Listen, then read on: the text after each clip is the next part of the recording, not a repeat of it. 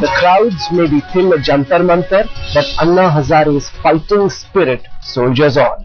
Undaunted by the government's scorn, he has got his eyes set now on 2014. Anna may lose a battle, but he promises us in this exclusive interview that he won't lose the war against corruption. This is a national exclusive.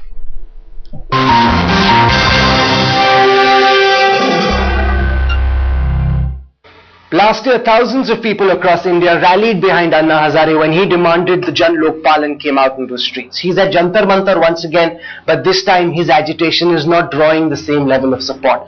So is the Anna Hazare movement losing steam? Joining me on Hot Pursuit today is the man himself, Mr. Anna Hazare. अन्ना जी, पिछले साल हमने देखा देश भर में तिरंगा लिए लोग सैकड़ों की तादाद में सड़कों पर आए आपके समर्थन में। एक बार फिर से आप जंतर मंतर पर हैं, लेकिन इस बार वो गर्मजोशी देखने को नहीं मिली। ये कहना बराबर नहीं है।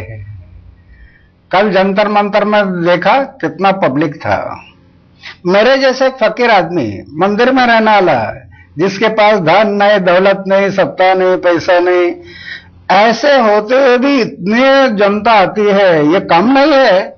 और दूसरा, कल हम लोग रिपोर्ट लिया, देश के कई राज्यों में आंदोलन हो गया, शुरू हो गया देश के कई राज्यों में। तो ये कहना ठीक नहीं है कि आंदोलन कम हो गया या आंदोलन की धार कम हो गई। ये तो बढ़ते जाएगा। कल तो शुरुआत हो गई है और आज देखिए दिन ब दिन ये बढ़ते जाएगा आगे। पर जिस तरीके से पिछले साल आप दबाव डाल रहे थे सरकार पर, उस दबाव के तले सरकार झुक रही थी, दब रही थी। अब की बार सरकार ने मन बना लिया है कि अन्ना जो कहें सरकार टस से मस नहीं होगी, तो आपके आंदोलन का कोई असर नजर नहीं आ रहा। क्या है कि यही तो हमारी कमी है। अभी अभी मुझे आश्वासन दिया पंतप्रधान ऑफिस ने कि हम करने के लिए तैयार है, और अभी पलट 1.5 साल से पलटी खा रहे हैं। लेकिन सरकार कुछ भी कहने दो, आखिर सरकार को ये करना पड़ेगा, नहीं तो जाना पड़ेगा। दोनों में एक होगा, एक तो करना पड़ेगा ना तो जाना पड़ेगा। ये बात तो अन्ना बहुत देर से कह रहे हैं। सरकार ना कर रही है ना चाह रही है, और बल्कि उसकी हरकतें देख के लग रहा है कि वो जिस तरह का जन लोकपाल आधा अधूरा ही सही जो पहले ला रही थी, अब तो वो भी लाने को तैयार नहीं लग रही। सरकार कब जाएगी? अभी तक इलेक्शन नहीं था।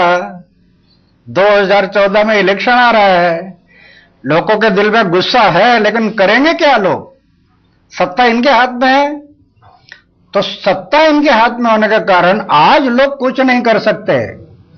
इनको सबक लोग सिखाएंगे, वो इलेक्शन के टाइम पर सिखाएंगे, और उस टाइम पर उनको जाना पड़ेगा।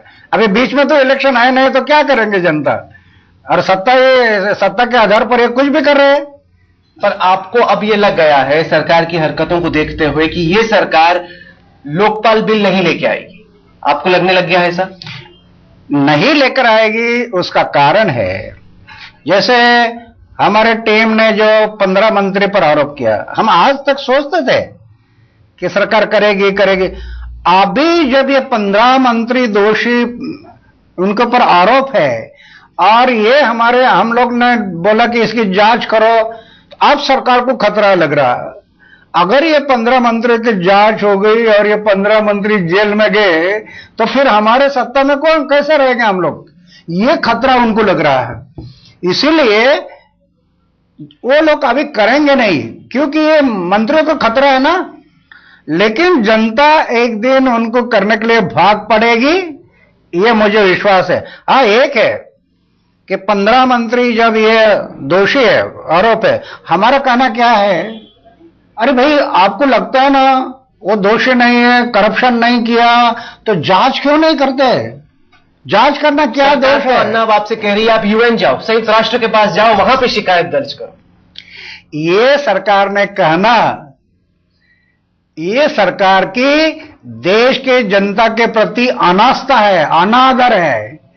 अरे इलेक्शन टाइम पर तो आप एक वोट मांगने के लिए, भीख मांगने के लिए आते हैं, और गरीब झोपड़े में रहने वाला आदमी उनको बोलते हैं मतदार राजा, सेवा करने का मौका दीजिए। राजा बोलता है और अभी बोलते हैं योनि में जाओ। तो ये तो इनका अनादर, अनास्था है। और क्यों नहीं लोगों ने मांगना? 26 जनवरी 1950 में जनता मालिक हो गई इस देश की, और मालिक ने अपने सेवक बोल के आपको भेजा है कि हम मालिक है, आप जाइए हमारा तीसरों का प्लानिंग करिए और दूसरा अच्छे अच्छे कानून बनाइए। तो कानून बनाने के लिए जनता कह रही है और ये कह रहे नहीं करेंगे, ये नहीं करेंगे। तो ये तो इनका अनादर और अनास्था है।